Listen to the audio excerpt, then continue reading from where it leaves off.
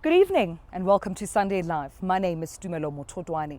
Well, we are not live today, but as you can see, we're actually standing outside of the Johannesburg Correctional Services, where Sunday Live will be visiting young men and women who are incarcerated here. Now, as we celebrate Freedom Day, of course, tomorrow, the 27th of April, 2015, well, Sunday Live will be taking its temporary residence at a symbol of solitary confinement to actually discuss Freedom Day with young people and ask them what Freedom Day means to them. Well, if you're just as curious as I am, come with me. And in the words of the late founding father of our democracy and former great president of South Africa, Nelson Mandela, once said that the truth is that we are not yet free, but we have merely achieved the freedom to be free. For to be free South Africans is not merely to cast off one's chains, but is to live your life in a manner that is both respectful and enhances the freedom of others. Thank you, Gate.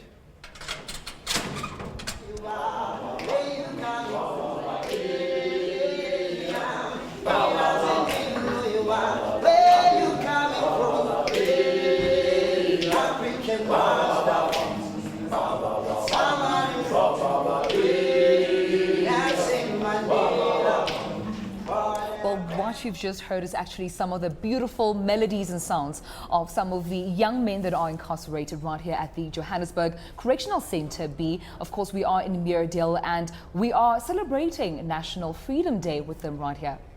Well, of course, we need you to engage with us in our conversation. We are discussing, of course, the freedom that we enjoy today in South Africa. But we're asking you the question, what do you think freedom means for young people that are incarcerated in prison? We need you to, of course, get in touch with us on our social media. On Facebook, we are Sunday Live on SABC 1. You can always tweet me at Sunday Live SABC 1 and do hashtag Sunday Live SA or tweet me at @T_Mototwane. Now, because we're not live, we'll not be taking any calls, but of course you can still SMS yes or no, and of course your engagement on our SMS line, which is 34065. And before we get into our discussion today, well, let's take a look at what some young people had to say about what they think freedom means for young people that are incarcerated. Take a look. I would just say take whatever opportunity that's there in prison that's given to you and use that to your advantage so that when you come out you can make a difference in your own life. And because I do know that there's programs like learning, finishing up your matric, I think if you take up that opportunity, that could be a way for you to celebrate freedom as a whole. I think the minute you're in prison, you infringe someone's right to freedom, be it in any other way.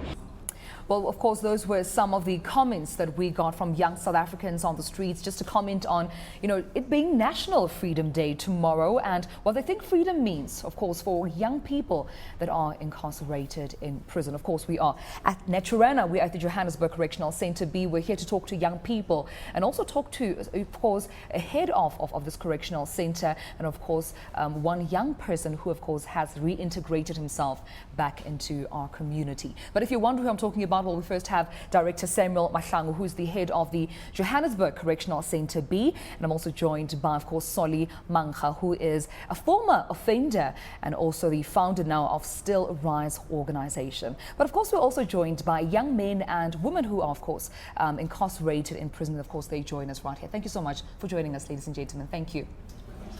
Thank you so much. Gentlemen, thank you so much for your time this afternoon. Yes, thank you. Thank you. Mr. Mahlangu, I want to start off with you and asking you a question as, of course, the head of this correctional centre and you dealing with, young people and adults that are incarcerated in prison. Let me know about some of the statistics of the number of inmates that you have right now. Yeah.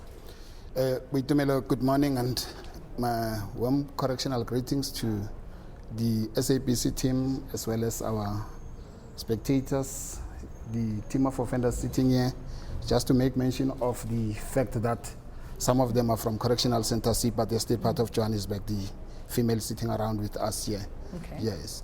The statistics in this correctional centre, we're sitting with a total of 3,060. This morning is around, our opening total was 3,060 offenders. Actually, we're a little bit more than the numbers that we're supposed to have, because in terms of the accommodation approved by correctional services, we're supposed to accommodate only 1,300 offenders. So we're sitting with an overcrowding, obviously. Yes. And you were correcting me earlier on before we started the conversation that there's a difference between juveniles and the youth that, of course, you house in the prison. Yeah, quite true. The difference between the juveniles and the youth is a distinction between 21 years and above and lower than 21 years. Yes. Those from 17 to 21 years, we categorize them as the juveniles, and those from 21 years to 25 years, they're part of the youth. And Mr. Mahlangu, let's then get into young people and the crimes that they commit. And I'll make reference, of course, to a recent case that we've witnessed in wide media reports in Alexandra, where a group of 4 young men aged between 18 and 22 were allegedly involved in the killing, the stabbing and injuring of a Mozambican man known by Emmanuel Sotole. And of course, their case is pending right now at the Alexandra Magistrates Court. But take me through some of the crimes that young people commit and why they commit those crimes. Yes, we do many young people in South Africa happen to find themselves in a situation where they commit crimes mostly related to economic because of the family backgrounds. You'll understand that most of our inmates come from broken families. Families wherein you will find that either the father is not there or the mother is not there, or both of them are not there. Other people have to assist and with the upbringing of the child. Sometimes some of the children are brought up by other children. You find that the elder one has got a duty to take care of the others. That is why in the white paper on corrections, introduced by the parliament in 1998 says what is corrections is a societal responsibility. So we cannot deal with the correcting of an offending behavior alone as a department, because history has actually proven that correctional services alone can't do it.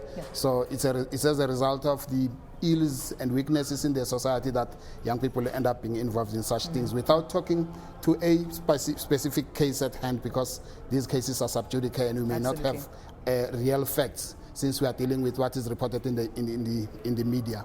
But generally, that is the situation with regard to crime in relation to young offenders. Yes. And as you talk right now, Mr. Mahlangu, I can actually hear some of these sounds coming from prison of some of the offenders singing, as they go through their day. And Solly, I'm sure this is reminiscent of some of the activities that you usually used to witness or perhaps partake in when you were still in prison. Take me through your life first of all before you came into prison. Yeah, firstly, let me just express my heartfelt gratitude for the opportunity, and also, to say thank you for having me.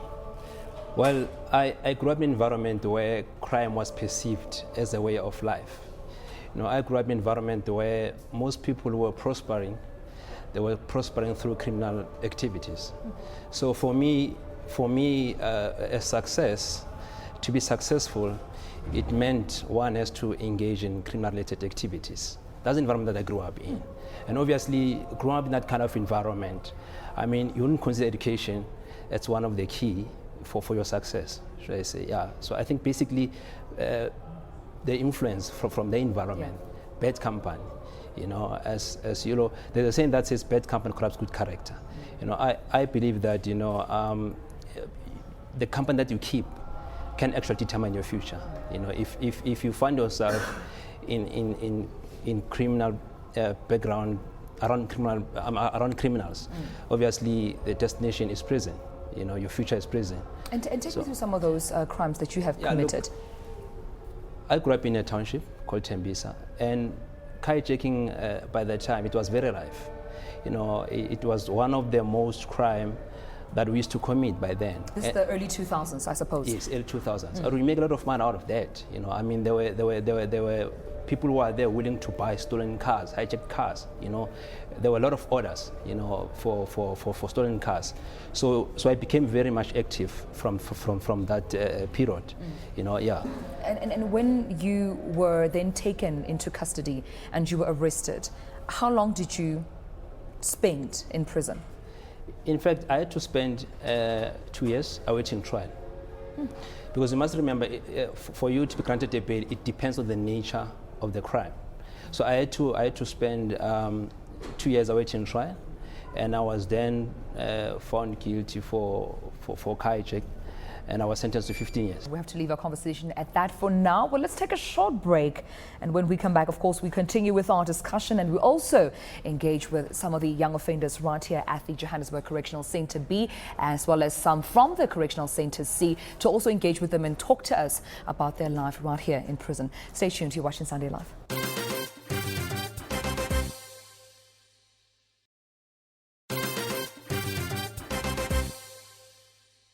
Welcome back to Sunday Live. I am your host, Tumelo Mototwane, and we are here at the Johannesburg Correctional Centre B right here in Naturen, of course, to engage on the issue of National Day, but also to understand what Freedom Day means, of course, to young people that are incarcerated right here in prison. Of course, we're joined by Director Samuel Mahlangu, who's the head of the Johannesburg Correctional Centre B, as well as Soli Manka, who is the former offender and now founder of Still Rise organization. But of course, before the ad break, I also mentioned that we are joined by young people who are current offenders, current inmates of the Correctional Centre B and C, and of course they'll be engaging with us on what Freedom Day means to them, and how they would like to express themselves, as of course the whole country celebrates 21 years of freedom and 21 years of democracy. All right, welcome once again, guys, to Sunday Live. I understand we have a question or comment. I'll first like to say my name is Reatile Matiga, and I live in Protea North, and I'll be serving 3 years imprisonment assault.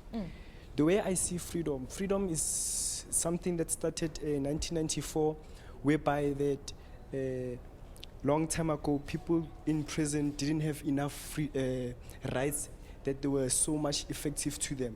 There were people who were just used to just give them food and close them in jails. Nowadays, it's changed a lot, because of now what we can do is we can do facilities like you can play soccer, you can do short courses that can change your mind and lifestyle in when you go outside in the lifestyle. And the another thing that I want to say also, but this is not a prison. The way I see this is as you can see what we're wearing here. We're wearing correction. This is correction of your mistakes in life. You understand? And freedom has helped us a lot.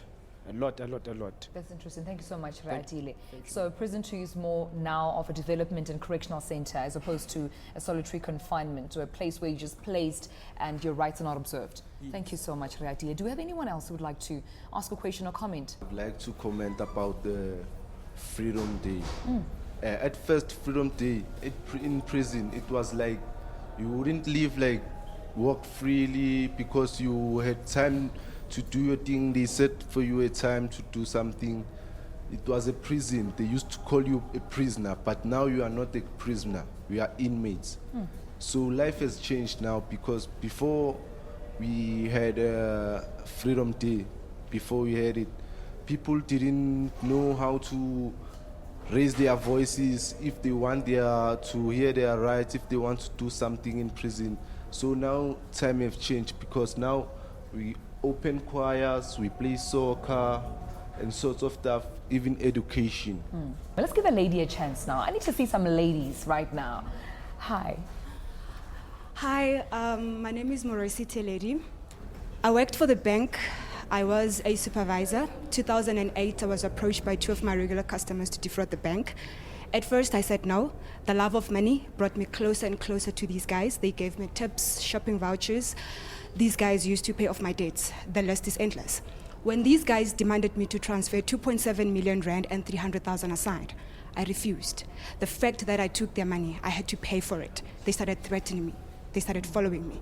They knew everything about me. These guys once described exactly what my mother was wearing. My last threat was on the 24th of December 2009. They were outside my house looking at my child while I was playing. They gave me a call and said to me, if I don't transfer the funds immediately, they were going to kill my child. Losing my child was not an option. I went to the system, transferred 2.7 million rand and 300,000 aside. After an hour I felt guilty, I went back to the system. I stopped the money by increasing it. These guys got furious with me. They sold me out to the cops. I got arrested. While detained at Monday police station, one of the guys walked in dressed like a lawyer. He said to me, if I point any one of them, if I tell the court the truth, they were going to kill my child. Again, losing my child was not an option. I chose to lie. I chose not to point those guys out. By so doing, I got sentenced to 10 years. I believe that freedom gave me the privilege. I'm one of the mothers who gave birth behind the walls. I got a privilege to bond with my child, breastfeed, and raise my little one for 2 years. And that was a privilege for me, and it gave me a freedom as well. And what does freedom mean to you? I mean, I'm sure what you are going through right now and what your child is going through as they're not incarcerated is different. What do you think freedom would mean to you, and what would be the lessons that you would then teach your young one? Most definitely, you need to, I would say our icons, they fought for us, and we need to actually take that, embrace that, and we have opportunities and use them. They need to use those opportunities, because I doubt that I used my opportunities. All right. Thank you so much. Anyone else who wants to comment? Hi. Good day, everybody. Good. My name is Florence Robom, based in Eastern Cape. Freedom Day for me, it's like the day I walk in the prison. That is the day that the Freedom Day started, because I came in young, and when I walk in, I switch everything off. I've got a positive thinking, positive mind. Then when I enter, that I started to do all the opportunities that I have to do, because Freedom Day has given us, everybody, opportunities that you have to do in life. So it's not only a celebration day, it's also a day that we receive freedom of speech, freedom of movement, freedom of education, even international opportunities to this country. So I will say to our youngsters outside that they have to stop xenophobia. They have to go to school and have education. Thank you so much. Thank you so much. Well, let's take it back to my panel, and we'll come back to some of the comments and questions that you have. Let's just engage, of course, with my panelists right now. Mr. Mahlangu, just hearing some of the inmates talk so passionately about freedom, and just hear actually a lady who said that Freedom Day for her began actually when she first walked through, the prison gates. What are your comments regarding some of the sentiments shared here by our young offenders? Yes. With the melody, I think there's a big difference between the way the prisons used to be run. Hence, we're no more actually referring to them as prisons now. It's actually correctional centers, hence correctional services. Now, they themselves used to be called prisoners, and they now offenders, as you can see on their overalls and clothing. It's even their sheets on which they sleep. It's corrections, because you need the idea of corrections getting embedded in the mindset of the people before it can begin to proliferate fruits. Now, in the old order, before this celebrated day of the 27th of April 1994. And I'm saying that, meaning majority of them by then, those that are sitting here, were not born prior to 1994. And those that were already around, they were more or less 5 years of age. And I'm saying this meaning, I don't think that they know exactly what it meant to be under a different system from the system under which they thrive today. But expressly so, it is easy to say this freedom that we so much celebrate, what we're trying to inculcate as a culture in correctional services is that they need to understand that freedom is not just a word at large. The word freedom comes with rights, but rights go hand in hand with responsibilities, because as you celebrate this freedom, you need to make sure that you don't trample on the toes of another person and cause pain unnecessarily. Absolutely. So what we're trying to do, we're trying here to come up with programs in correctional services that will help them understand and have a balance of equity between the fact that you have a duty to, you have a right to express yourself in terms of development, in terms of growth, in terms of health, and in terms of other dimensions that builds a person and make you rounded and well as a human being. But at the end of the day, you also have a duty to take care that other people don't become offended. All right, absolutely. Thank you so much, Mr. Mahlangu. Well, let's take a short break, and when we come back, we need to hear from Soli as well. Well, he also served time in prison, and we need to understand how, of course, he connects and how he understands exactly what, of course, these young offenders are going through right now, and how, of course, they share their sentiments on National Freedom Day. Well, don't you move. My name is Tumelo Mututwane, and this is Sunday Life. We'll be right back.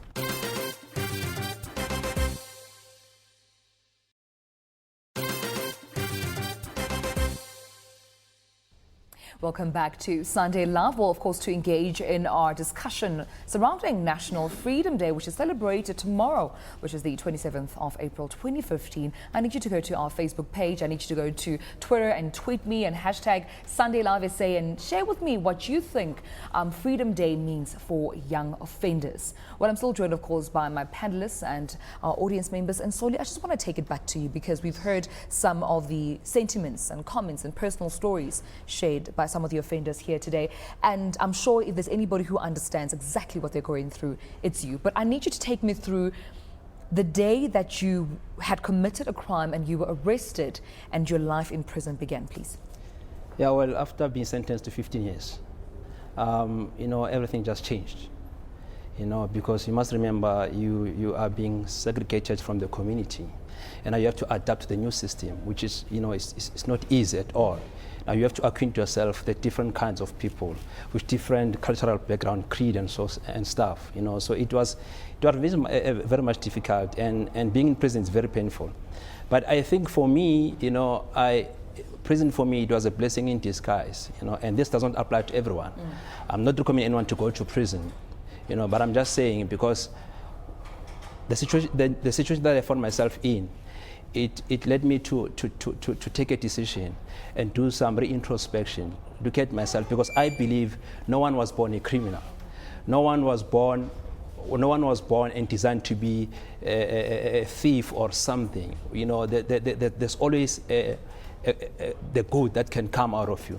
So I had to do some introspection to myself and just to check as to, is this the life that I want to live?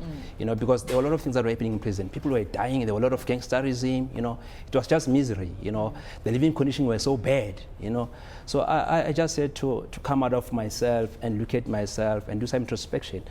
And from my findings, I established that the only thing that obviously led me to be a criminal or to be the person that I was, it was illiteracy, lack of education. Then I started to consider, reconstructing my life and trying to change. I started to kind of like have that mentality of saying, I want to change. I want change to take place now, because one day I'll be out of this place. Then I went to school. And by the way, by the time I was arrested, I think I was doing grade 10. So I had to start from grade 11, got my matric, got a diploma in human resource management, went to UNISA, studied the BA in philosophy, politics and economics, also did international computer driving license. So I had to understand that I need change, and for that change to take place, just to start with me, because what was happening was not cool at all, So you educated yourself while still in prison, I understand? Definitely. I got my matric in prison. I graduated in prison, but it was not easy, because you must remember, you have guys who come through from the same location.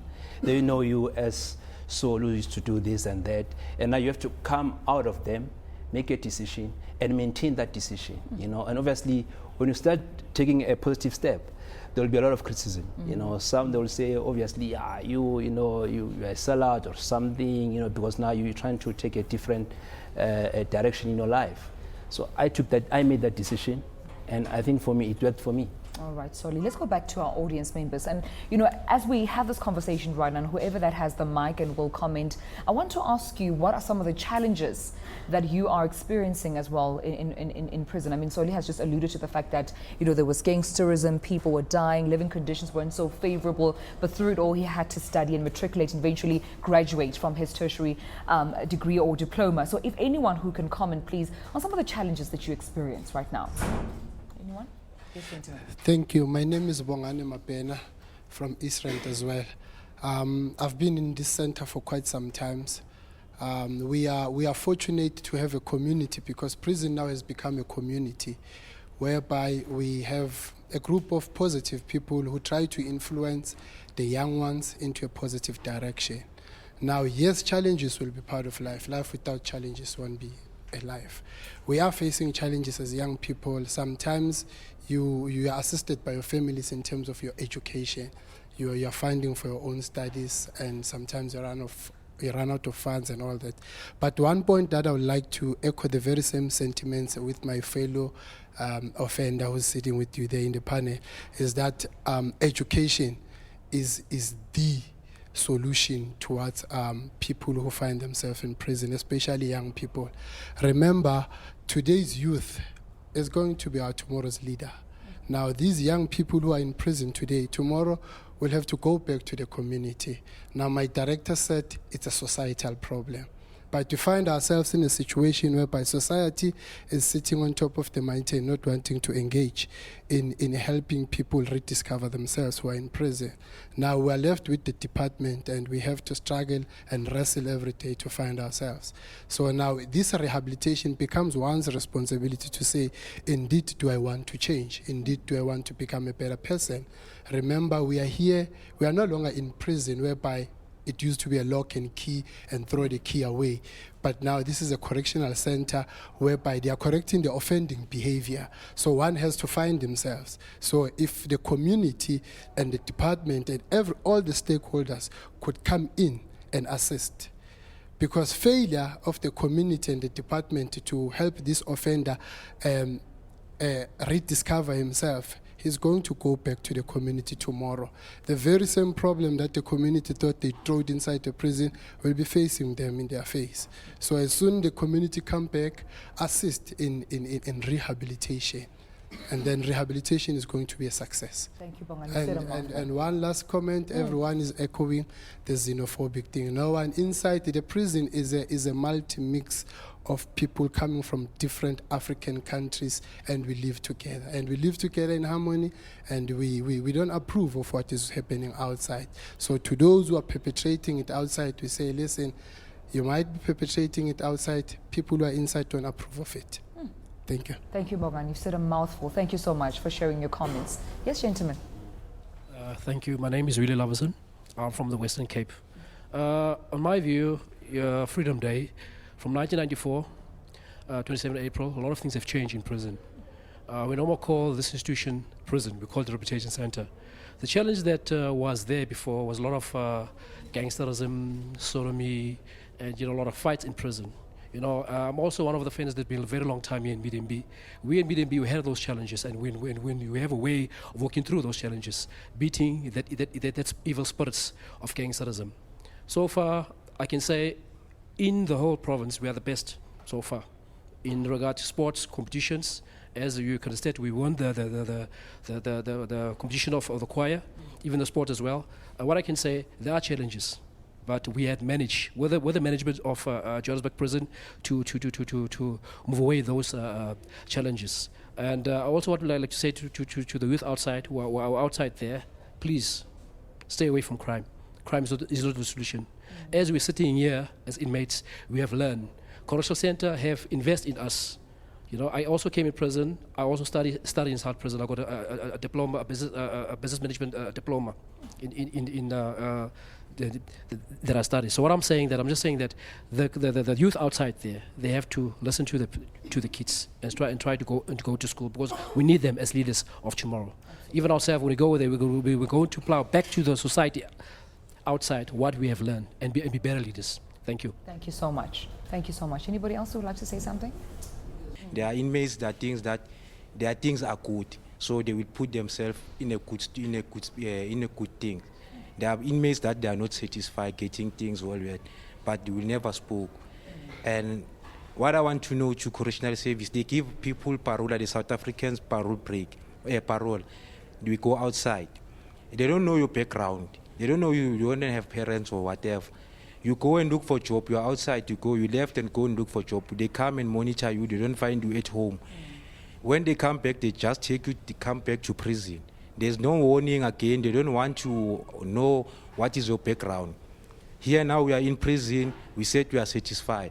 But here in this prison, there are a lot of parole breakers who come back with unnecessary things. They are not supposed to be here. Now we don't get warning of parole breakers, and they don't find us job. What is going on? We're having disabled people in the community cells, while disabled people supposed to be accommodated in special care unit cells. There's actually no specific directive that says that a person who's got disabilities or who's on a wheelchair cannot stay with other people.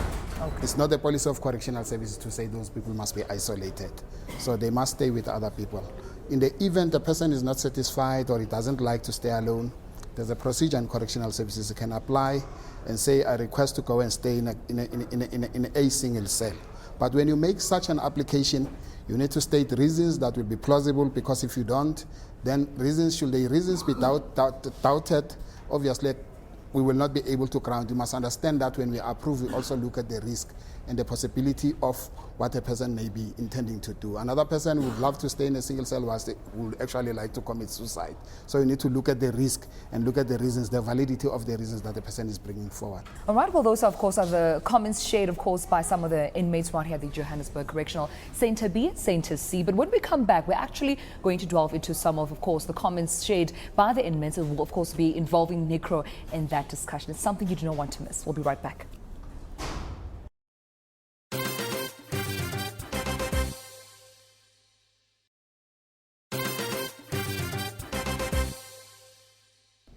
Welcome back to Sunday Live. My name is Tumelo Mototwane, and we are still, of course, engaging on, the matter of National Freedom Day tomorrow. But more importantly, we want to actually get into, what freedom means, of course, to inmates, especially right here at the Johannesburg Correctional Centre B and Centre C. And we're not actually isolating anyone in any other correctional centre or facility whatsoever, but we're also trying to understand, of course, what freedom means to them, and what you at home understand about what Freedom Day means to them as well.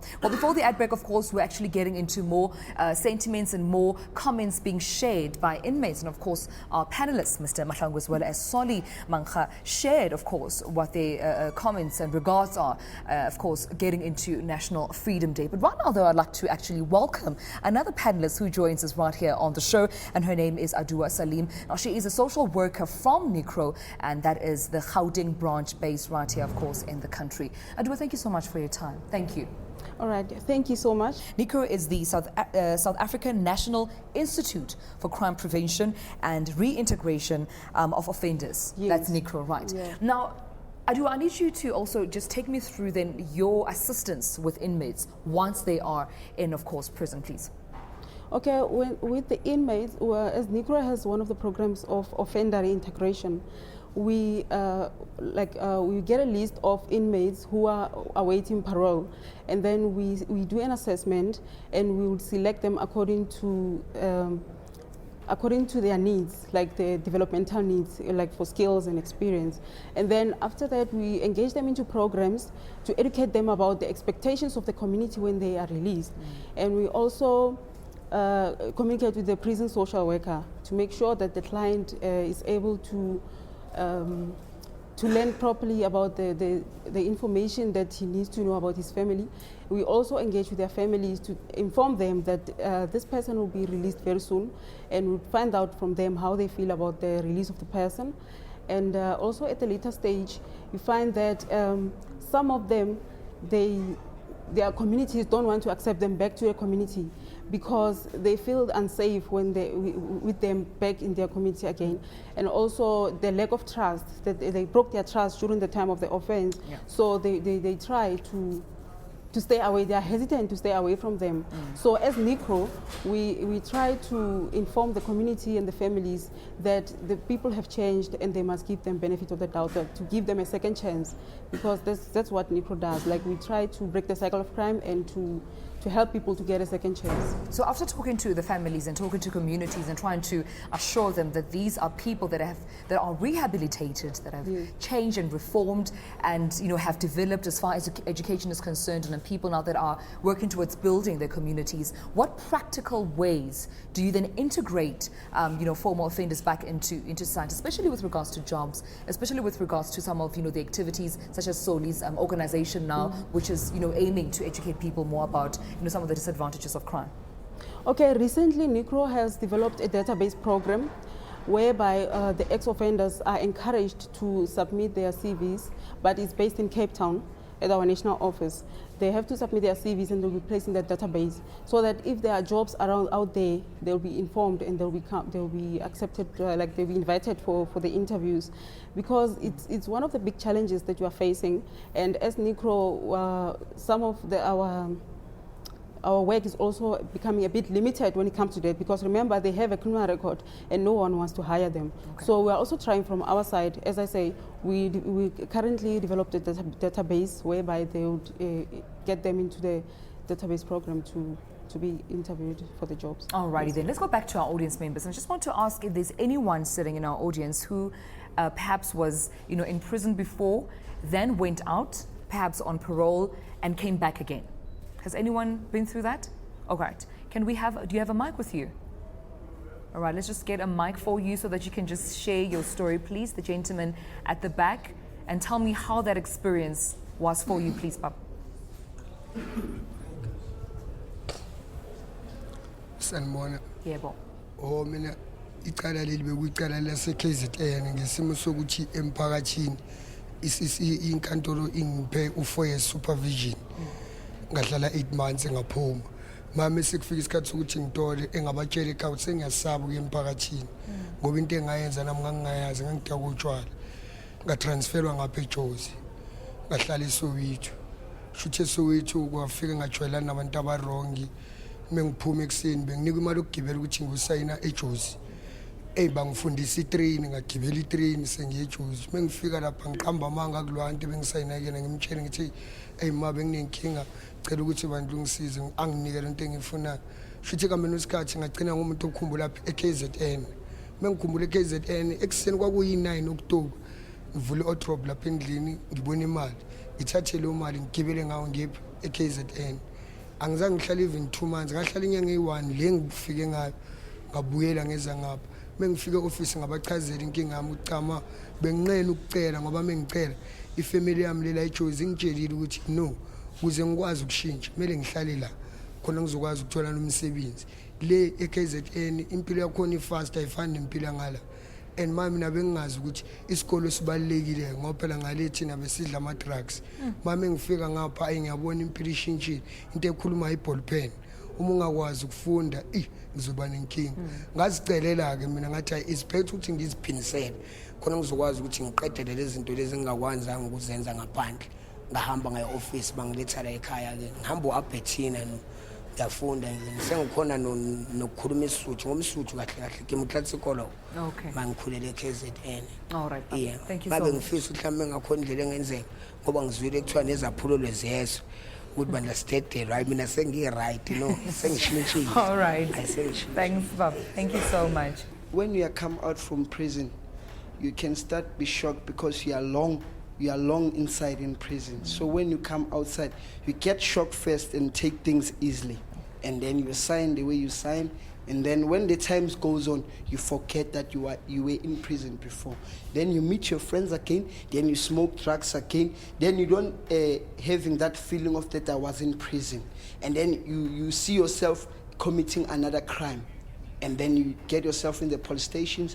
When you go to the court, they see this man is having a previous cases. And then they don't get aware why. They are just taking your previous cases, and then they see, oh, this man is doing crime, it's his job outside, and then sentence you, then you come back again to the prison. When the time goes on, if in your mind you are growing up, you are developing, you see different things to people. You see people that they are working with computers, people that they are working with hands, people that they got talent, people that they are playing soccer in prison. So me, what I had seen in prison is that when they correct us, this is the life we were supposed to live outside. All right, we're still, of course, at the Johannesburg Correctional Centre B right here in Johannesburg in Gauteng. We're talking National Freedom Day. We're talking to some of the young offenders that are, of course, in prison. We'll also have a panelist consisting of Necro, head of course, of the Johannesburg Correctional Centre, and Soli Mancha, who is a former offender and now the founder of Sila Rice. Well, sorry, we'll be right back after this. Stay tuned.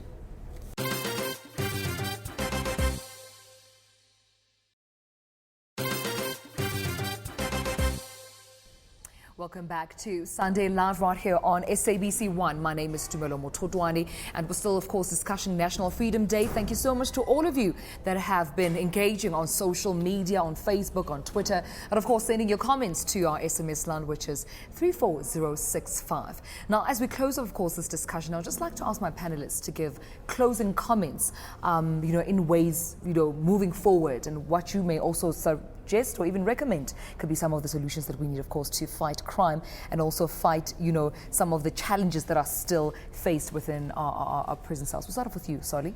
Okay, look, from my side, as we have still as an organization, it is there to be part of the solution to society. I think we need to be honest here. The issue of unemployment is all over. It's not only for ex-offenders whatsoever. You can imagine the database that Nico is talking about. During that period, that one is kept on that database. What is happening? You see, because now there's that element of lack of money. It will obviously lead one to relapse, So my closing comments will be, I think we need to have more programs, bring more programs in prison. I know there are a lot of programs, there are a lot of academic programs, there are rehabilitation programs, but let's bring more entrepreneurship programs. Let's try to inculcate the culture of entrepreneurship to inmates, so that when they go out, they should not only rely on looking for jobs, but as well as trying to identify niche, trying to identify opportunities, what they can do, what is that they can transform and make money out of it. So I think that will be my closing comments. All right, thank you so much, Soli. Mr. Matla. We don't want to send a wrong message to the society, because we know there are serious challenges in the society. And if we miss a step and say to the society, if someone wants to grow and develop and be educated and be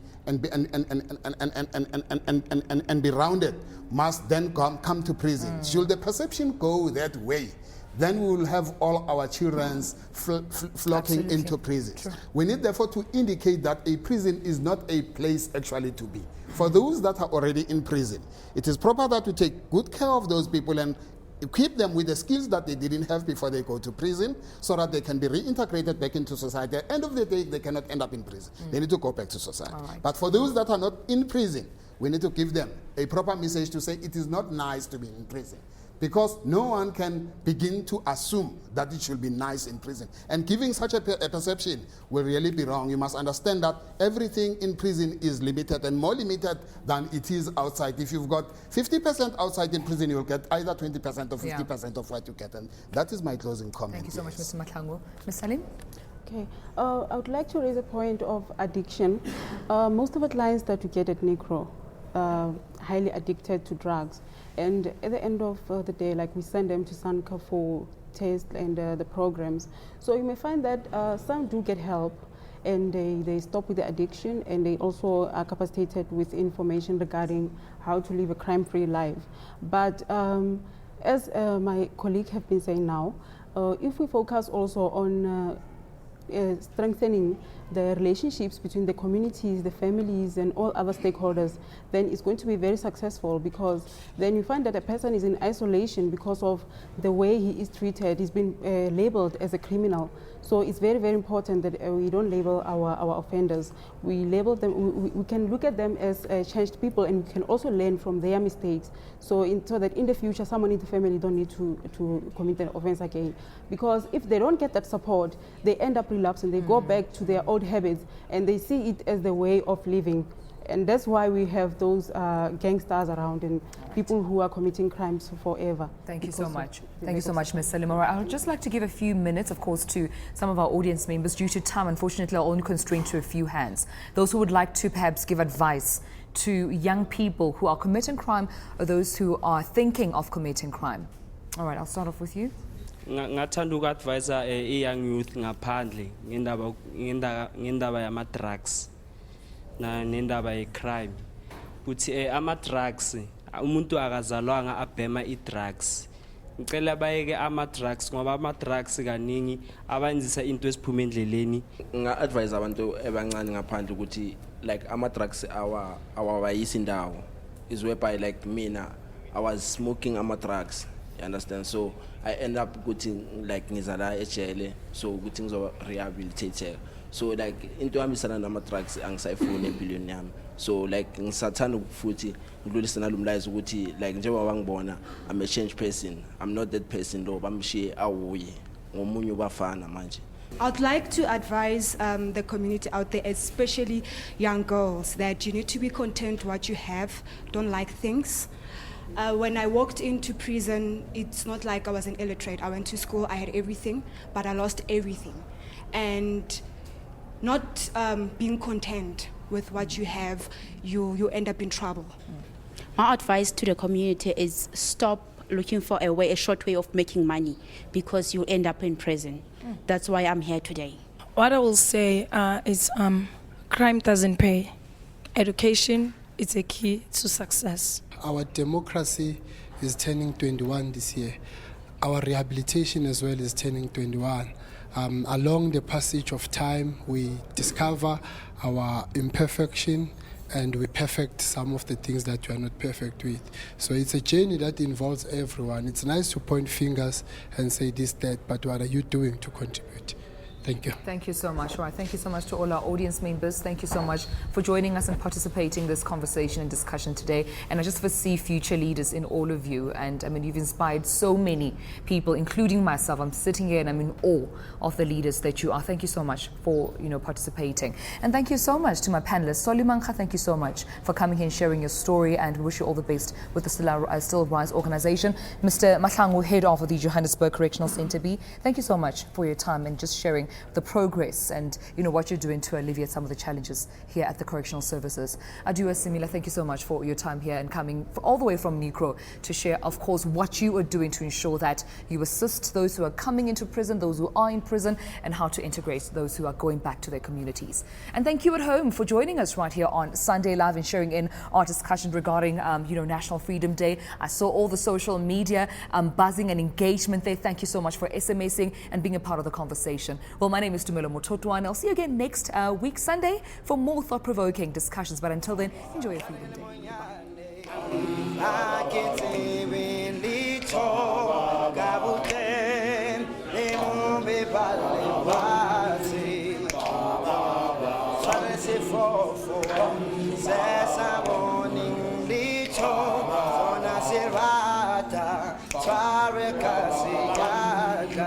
Bye.